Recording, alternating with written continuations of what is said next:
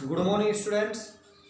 आज का हमारा टॉपिक रहेगा ओम का नियम, ओम्स लॉ। तो देखो, ओम के नियम के बारे में आप 10th क्लास में पढ़ के आए होंगे कि सिंपल सा रहता है कि किसी चालक के स्रोत पे जो उत्पन्न विभवांतर है वो उसमें प्रवाहित धारा के समानुपाती रहता है। यानी किसी चालक के स्रोत पे उत्पन्न विभवांतर उसमें प्रवाहित धारा के समानुपाती होता है। ये चीजें हम 10th क्लास में पढ़ गए, लेकिन सिंपल हम इसको इसी रूप में डिफाइन नहीं कर सकते। ओम के नियम को किसी चालक के लिए लागू करने के लिए उसमें कुछ हमें कंडीशन, शर्तें लगानी पड़ती है। तो यहाँ देखो, पहले हम ओम्स के नियम की परिभाषा देखेंगे, फिर इसका फॉर्मूला देखेंगे। फॉर्मूले में इसका सूक्ष्म रूप आता है, उस स्थूल रूप आता है, छोटा रूप, बड़ा रूप, और इसके क्वेश्चंस कैसे आते हैं। तो देखो, सबसे पहले इसकी हम परिभाषा की बात करते हैं, ओम के नियम की परिभाषा। तो इसकी हिस्ट्री की बात करें तो एक जर्मन वैज्ञानिक था, जर्मन वैज्ञानिक सर जॉर्ज साइमन ओम।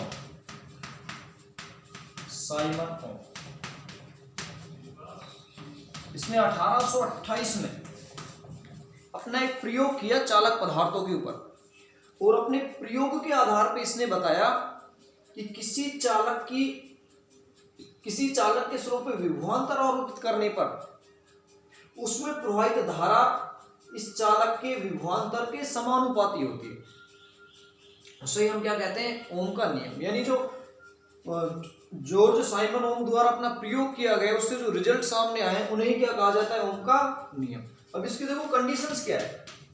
इसमें जो चालक पदार्थ है उसकी भौतिक अवस्थाओं को नियत रखा जाता है। ये इंपॉर्टेंट चीज है, भौतिक अवस्था। उसकी फिजिकल कंडीशन है वो चेंज नहीं होनी चाहिए। तो चालक की भौतिक अवस्थाएं नियत रहनी चाहिए। अब हम भौतिक अवस्थाओं की बात करें तो कौन कौन सी भौतिक अवस्था इसकी नियत रहनी चाहिए? चालक की जो लंबाई है वो नियत होनी चाहिए। इसका अनुप्रस्थ काट जो क्षेत्रफल है, अनुप्रस्थ काट क्षेत्रफल, ये नियत रहना चाहिए। चालक का ताप नियत होना चाहिए, और पदार्थ की प्रकृति नियत होनी चाहिए। पदार्थ की प्रकृति। तो ये इसमें कंडीशंस लागू की जाती है ओम के नियम को अप्लाई करने के लिए, कि किसी चालक पदार्थ की लंबाई, अनुप्रस्थ काट क्षेत्रफल, ताप और उस पदार्थ की प्रकृति को नियत रखते हुए उस पदार्थ के स्रोत पे उत्पन्न विभवांतर उसमें प्रवाहित धारा के समानुपाती होता है।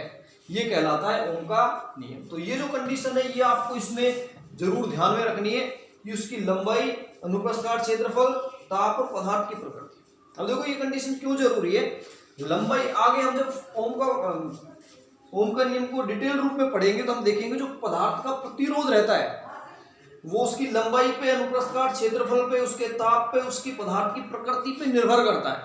और यदि इन चीजों पर निर्भर करता है तो हमें ओम के नियम को डिफाइन करने के लिए इन सारी चीजों को नियत रखना पड़ेगा। यदि हमने इनमें से किसी भी एक को बदला तो उस कंडीशन में प्रतिरोध R का मान बदल जाता है, तो वहां ओम का नियम लागू नहीं कर सकते। तो ओम के नियम में क्या याद रखना है कि ओम के अनुसार किसी चालक की लंबाई, अनुप्रस्थ काट क्षेत्रफल, ताप और पदार्थ की प्रकृति को नियत रखते हुए उस चालक के स्रोत पे उत्पन्न विभवांतर उसमें प्रवाहित धारा के समानुपाती होता है। तो यहां से हम इसको कह सकते हैं V समानुपाती I, तो V बराबर R I। यहां R क्या है? एक समानुपातिक नियतांक है। R है समानुपातिक नियतांक, समानुपातिक नियतांक। और इस समानुपातिक नियतांक R को ही कहते हैं पदार्थ का प्रतिरोध। R क्या कहलाता है? पदार्थ का प्रतिरोध। यहां से यदि हम R का मात्रक लिखें तो R का जो मात्रक है वो लिखा जाता है ओम में। यानी जो इसका आविष्कारक था, वैज्ञानिक था सर जॉर्ज साइमन ओम, उसके सम्मान के लिए R का मात्रक जो रखा जाता है, प्रतिरोध का मात्रक ओम, और इसको ओमेगा के चिन्ह द्वारा प्रदर्शित किया जाता है। ओम का चिन्ह, ओमेगा का चिन्ह है, ओम इसका मात्रक है, ओमेगा का चिन्ह है। ये हो गया R का मात्रक। तो इसके बाद में अब आर की विमा की बात करें, आर की विमा प्रतिरोध की विमा। देखो यदि हम प्रतिरोध की विमा निकालनी है तो हम इस फॉर्मूले का यूज ले सकते हैं डायरेक्टली। आर बराबर आएगा यहां से V अपॉन I। V ऊपर क्या है, विभवांतर है, नीचे क्या है, धारा I। तो विभवांतर की विमा और धारा की विमा रख के आप आसानी से आर की विमा निकाल सकते हैं। तो देखो विभवांतर की विमा की यदि हम बात करें, V की विमा तो हम पहले पढ़ चुके हैं। विभवांतर की विमा, विभवांतर क्या होता है, कार्य बटा आवेश। यानी कार्य की यदि आप विमा देखोगे m1 L2 T - 2 और आवेश की विमा क्या होती है A1 T1। यहां से विभवांतर की विमा आ जाएगी m1 L2 T - 3 A - 1। तो आपको डायरेक्ट ध्यान रहती है तो आप डायरेक्ट विभवांतर की विमा ध्यान रख सकते हो। ये फॉर्मूला याद रखो, विभव हमने निकाला था कार्य बटा आवेश से। कार्य बटे आवेश का मतलब कार्य की विमा m1 L2 T - 2 और आवेश की विमा A1 T1। इसको ऊपर लेके जाओगे तो m1 L2 T - 3 A - 1। और धारा क्या है, मूल राशि यानी इसका A1 काम में लेते हैं। तो प्रतिरोध R की विमा आप यहां से लिख सकते हो, R की विमा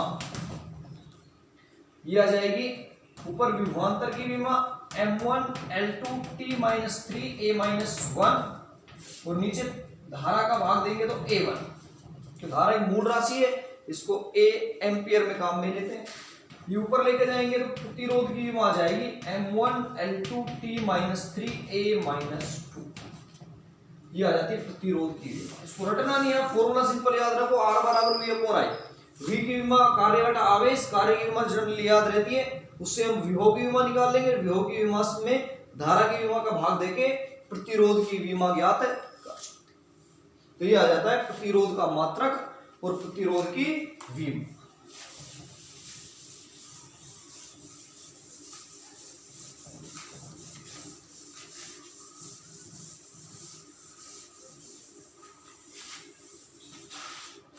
इसके बाद देखो यदि V और I में हम ग्राफ बनाए,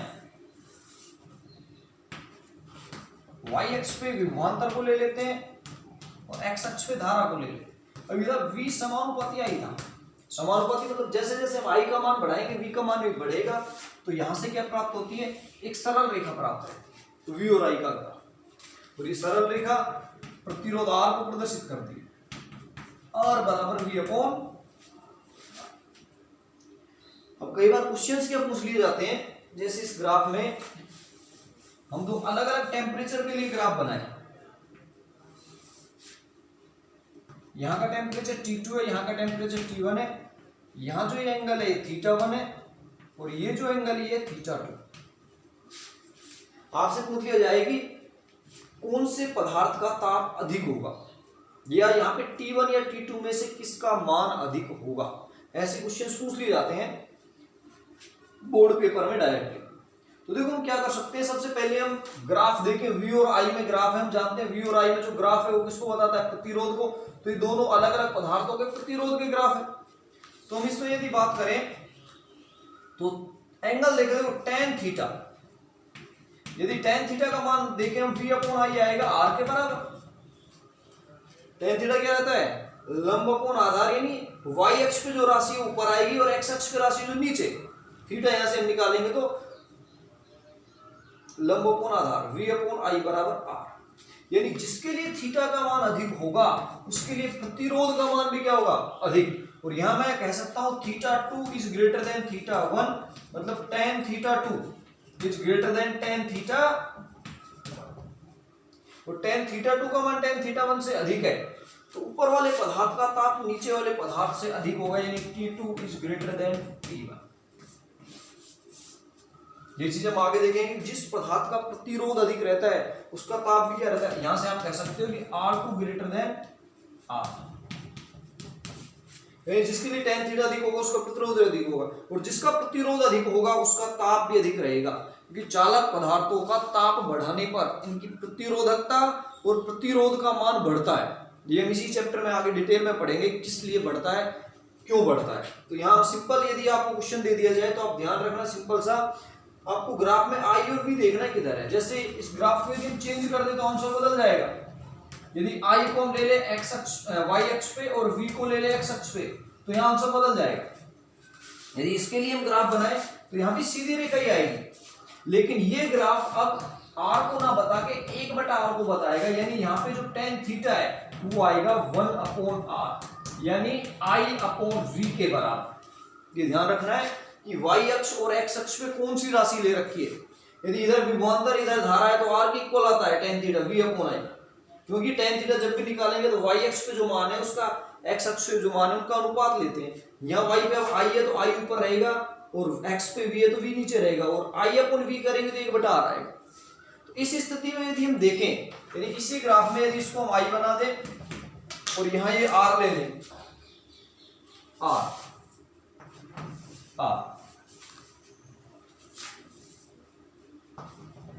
तो इस कंडीशन में देखो आंसर बिल्कुल चेंज हो जाएगा, क्योंकि y अक्ष पे i आ गया और x अक्ष पे v आ गया।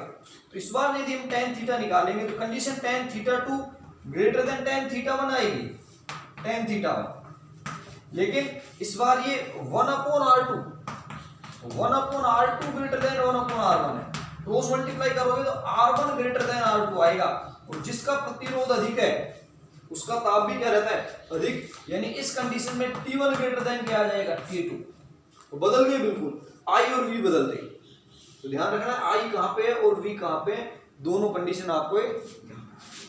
तो ये हो जाता है प्रतिरोध ओम के नियम से रिलेटेड जो क्वेश्चंस आते हैं आप। अब इसकी उत्पत्ति देखते हैं, ओम के नियम को हम कैसे प्राप्त कर सकते हैं।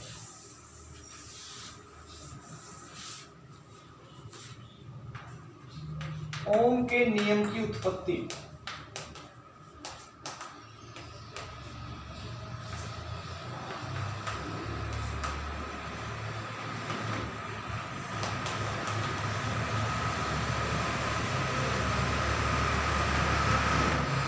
ओम के नियम की उत्पत्ति इसमें दो प्रकार है। पहले इसे पढ़ते हैं, ओम के नियम का सूक्ष्म रूप भी बोल देते हैं इसको। ओम के नियम का सूक्ष्म रूप। तो देखो इसमें क्या करते हैं, हम एक चालक पदार्थ लेते हैं, इसकी लंबाई और अनुप्रस्थ काट क्षेत्र हमें नियत रखना है, यानी एक समान चालक पदार्थ लेना है। मान लो इस चालक पदार्थ की लंबाई है स्मॉल है और इसका अनुप्रस्थ काट क्षेत्रफल है कैपिटल है। इसको हम V वोल्ट की बैटरी से जोड़ देते हैं। सेम वो जो पिछला कंसेप्ट हमने पढ़ा था, V वोल्ट की बैटरी जोड़ेंगे, इसमें E विद्युत क्षेत्र उत्पन्न हो जाएगा। और इस E विद्युत क्षेत्र के लिए यदि हम देखें तो जितने भी इलेक्ट्रॉन होंगे वो सारे के सारे इसके विपरीत दिशा में गति करने लगते हैं। जितने भी इलेक्ट्रॉन है सारे विपरीत दिशा में। इलेक्ट्रॉन किस वेग से गति करते हैं, अपवहन वेग Vd से गति करते हैं। किससे गति करते हैं, अपवहन वेग Vd से, जिससे इस चालक में धारा I प्रवाहित होती है। तो अभी हमने कल के लेक्चर में पढ़ा था, यदि हम मान लें कि इस चालक में धारा प्रवाहित होने वाली धारा है वो I है, धारा कितनी है I, तो मैं कह सकता हूं I बराबर NeAVD। I का मान क्या आता है, NeAVD। कल आया था फॉर्मूला है, देखो यहां पे यदि A का हम इधर भाग दे दे तो I/A बराबर ये आएगा NeVD। और I/A किसके इक्वल होता है, धारा घनत्व J के इक्वल NeVD। इसको समीकरण 1 बनाते हैं। ध्यान रखना धारा घनत्व J बराबर हमने ले लिया I/, यानी जो कल हमने अपवहन वेग और धारा में संबंध देखा था I बराबर NeAVD, उसी का यूज कर रहे हैं यहाँ पे हम। A का इधर भाग देंगे तो I/A J धारा घनत्व के बराबर आ जाएगा NeVD, तो J बराबर NeVD। ये पहला समीकरण आ गया। इसके बाद देखो हम जानते हैं कि जब ये गति करेंगे तो गति करने पर इनका कुछ ना कुछ त्वरण रहता है, उससे हम इसके अपवहन वेग का मान निकालते हैं, Vd का मान हम जानते हैं। देखो Vd बराबर कितना आता है, Vd बराबर E/m × 2, ये आ जाता है अपवहन वेग Vd का। पढ़ चुके हैं पहले, क्योंकि ये आप सिंपल देखो Vd बराबर E/m/2 आप किससे याद रख सकते हो, V बराबर U प्लस AT से याद रख सकते हो आप ये फॉर्मूला, VD बराबर EE TO बाई M। क्यों? क्योंकि जो प्रारंभिक वेग रहता है इन इलेक्ट्रॉनों का वो इनका औसत वेग रहता है, उसका औसत लेते हैं वो कितना आता है 0। इनके त्वरण की बात करेंगे तो देखो इनका त्वरण हमने निकाला था, ये इनके ऊपर लगने वाला बल होता है इलेक्ट्रॉन पे EE, यदि F बराबर ma हो तो ये EE आ जाएगा, और a का मान यदि यहां से आप निकालोगे तो EE बाई m, यानी ये हम त्वरण काम में लेते हैं EE बाई m, और जो समय काम में लेते हैं वो विश्रांति काल लेते हैं क्या ट्यो, और जब ये सारी चीजें काम में लेते हैं तो अंतिम वेग क्या हो जाता है पॉइंट वेग VD। तो आपको यदि याद भी नहीं रहे तो आप आसानी से V बराबर U प्लस AT में समय का मान विश्रांति काल, a का मान आप F बराबर m EE से, ma बराबर a बराबर EE बाई m से ज्ञात कर सकते हैं। तो ये आ जाता है अपवहन वेग का मान। समीकरण 1 में आप अपवहन वेग का मान रख दो, समीकरण 1 से देखो, समीकरण 1 में अपवहन वेग EE बाई m का मान रखें तो यहां से J बराबर आ जाएगा NE into EE by m into Q। VD की जगह हमने रख दिया तो EE by m into Q, ये समीकरण बन गया J बराबर N E स्क्वायर, तो Q को आगे लेंगे m इंटू, इस समीकरण को बना लेंगे J बराबर N E square Q by m। अब देखो यहाँ पे स्मॉल n का मान, E स्क्वायर का मान, Q का मान और m का मान चालक के लिए नियत रहता है, ये पूरा का पूरा मान रहता है किसी भी चालक के लिए नियत।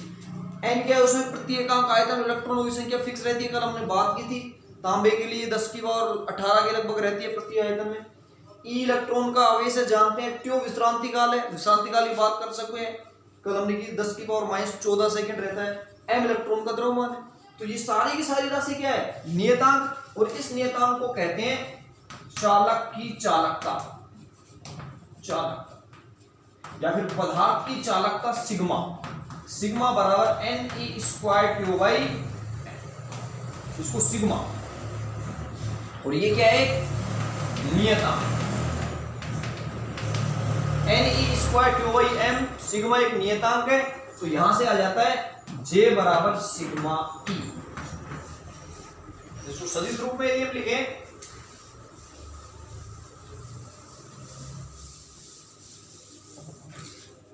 सदिश रूप में आ जाएगा J बराबर सिग्मा। तो ये इसका सूक्ष्म रूप या सदिश रूप कहलाता है, इसको आप सदिश रूप भी कह सकते हो, सदिश रूप, ओम के नियम का सदिश रूप या फिर सूक्ष्म रूप। कई बार पेपर में डायरेक्ट 2 नंबर का क्वेश्चन आ जाता है कि ओम के नियम के सदिश रूप को निरूपित करो, तो आपको J बराबर सिग्मा ही सिद्ध करना होता है। ठीक, यहाँ जो सिग्मा का मान है वो ध्यान रखना है NE square Q by m, ये एक नियतांक है और ये प्रत्येक चालक पदार्थ के लिए इसका मान निश्चित रहता है। तो जो पदार्थ की चालकता है वो विद्युत क्षेत्र पे निर्भर नहीं करती, इंपॉर्टेंट चीज है, किसी भी पदार्थ की जो चालकता होगी वो विद्युत क्षेत्र पे निर्भर नहीं करेगी, लेकिन जो धारा घनत्व है वो विद्युत क्षेत्र के क्या होता है समानुपाती। किसी भी पदार्थ की चालकता उस पदार्थ की प्रकृति पर निर्भर करेगी, ना कि विद्युत क्षेत्र पे, जबकि जो धारा घनत्व है वो विद्युत क्षेत्र के क्या होता है समानुपाती। तो इंपॉर्टेंट पॉइंट है, ये भी आप क्या रखना है ध्यान रखना। तो ये हो गया इसका सूक्ष्म। इसके बाद आता है देखो ओम के नियम का स्थूल रूप आता है, बड़ा रूप। एक चीज की हम बात करें जो ओम के नियम का सूक्ष्म रूप है, ये दीर्घ परास के लिए लागू होता है, दीर्घ परास, दीर्घ परास के लिए लागू, यानी ये सूक्ष्म रूप है तो इसको हम लंबी परास, लंबी दूरियों तक धारा घनत्व का मान ज्ञात करने के लिए, प्रतिरोध या विद्युत क्षेत्र का मान ज्ञात करने के लिए काम में लेते हैं दीर्घ परास के लिए।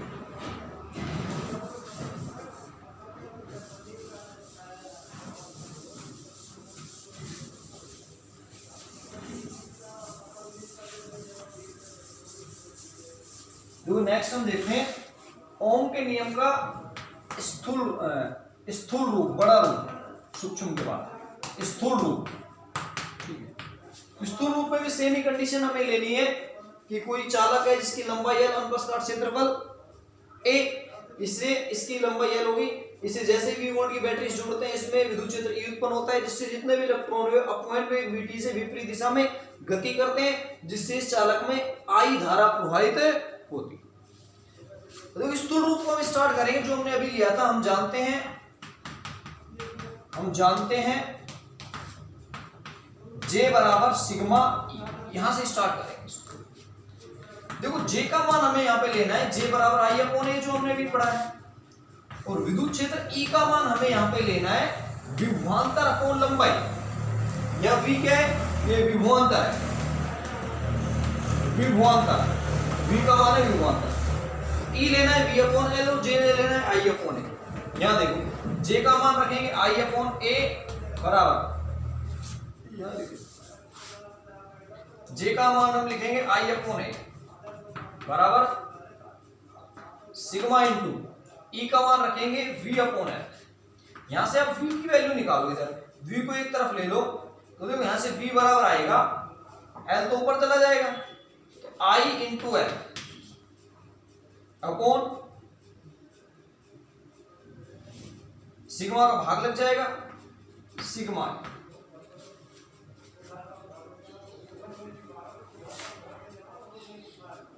अब यहां से देखो इसको एक रूप में और लिखते हैं V बराबर देखो 1 upon sigma L upon A into I। अब यहां पे जो 1 अपॉन सिग्मा है ये देखो चालकता का व्युत्क्रम है, और चालकता का व्युत्क्रम कहलाती है पदार्थ की प्रतिरोधकता रो। क्या कहलाती है? 1 बटा सिग्मा बराबर रो, और ये होती है प्रतिरोधकता, प्रतिरोधकता। यानी यहाँ पे जो 1 अपॉन सिग्मा का हमें ले रहे हैं, ये 1 अपॉन सिग्मा क्या होती है? पदार्थ की प्रतिरोधकता रो, और यदि रो रहती है तो V बराबर हम क्या लिख सकते हैं? रो L upon A into I। ये इंपॉर्टेंट फॉर्मूला आ जाता है, तो V बराबर रो L A अपॉन I। यदि इसको हम आगे देखें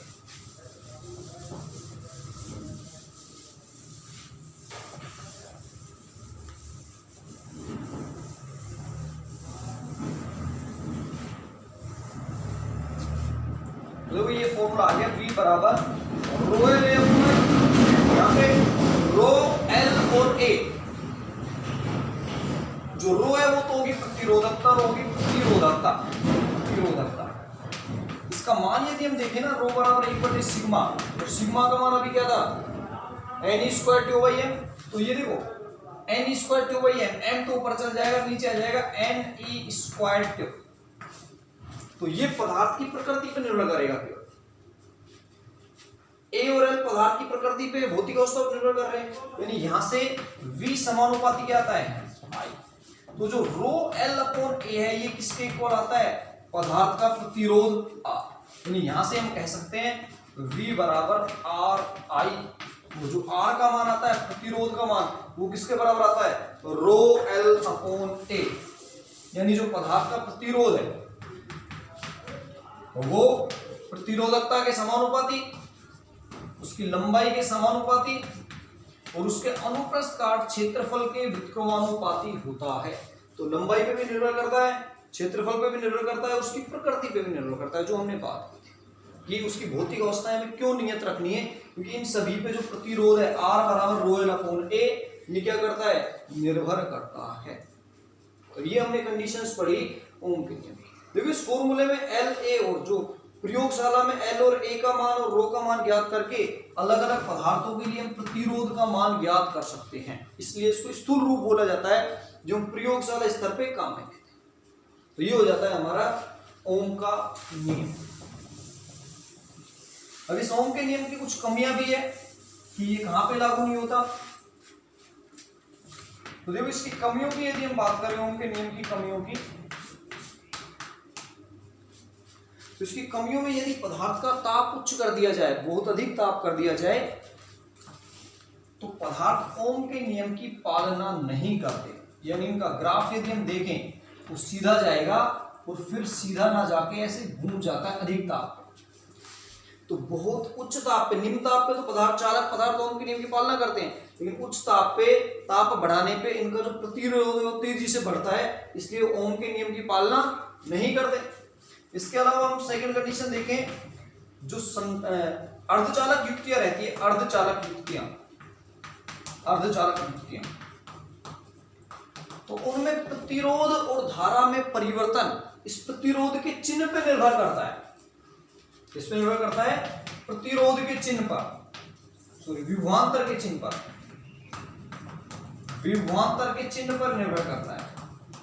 यानी वहां जब हम ग्राफ देखेंगे तो अग्र बायस और पश्च बायस दोनों में अलग अलग ग्राफ बनाते हैं। जब अग्र बायस में हम वोल्टेज को प्लस में रखेंगे तो ग्राफ ऐसे आता है, यह धारा हो जाती है, और पश्च बायस में जब वोल्टेज को माइनस में रखेंगे तो वो ग्राफ ऐसे आता है। यानी यहाँ भी ग्राफ सीधी रेखा नहीं आ रहा, इसका मतलब जो अर्धचालक युक्तियां हैं वो ओम के नियम की पालना नहीं करती। इसके अलावा एक तीसरी कंडीशन और आती है।